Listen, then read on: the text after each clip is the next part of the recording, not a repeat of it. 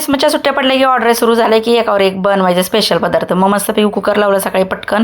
एकामध्ये ज्यूससाठी ठेवलं टोमॅटो आणि बीटचं ज्यूस आणि एकीकडे बटाटे, कारण मनस्वीला खायचं होतं छानपैकी दाबेली आणि कारभाऱ्यांनासुद्धा.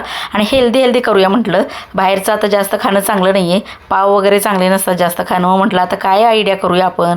मग म्हटलं चपातीत अशा प्रकारे ह्याचं सारण भरूया आपलं दाबेलीचं. आणि छानपैकी मसाला शेंगदाणा सगळं घरातलंच केलेलं आहे.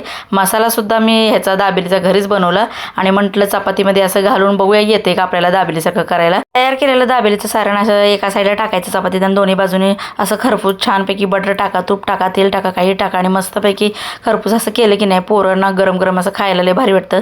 मसाला शेंगदाणा आपलं डाळिंबाचे दाणे आणि शेव असं टाकून द्यायचं बरं का पोरांना. म्हणजे काय जास्त बाहेरचं खाणं आता चांगलं नाही, मग परत मुलं आजारी पडतात. मग आपलं घरीच काहीतरी आपण डोकं लढवायचं आणि छानपैकी असं गरम पोरांना खायला द्यायचं. मग त्यांना बाहेरची सुद्धा आठवण येत नाही आणि अशी सवय लागते मग खाण्याची. हे कसं आपलं हेल्दी झालं बरं का.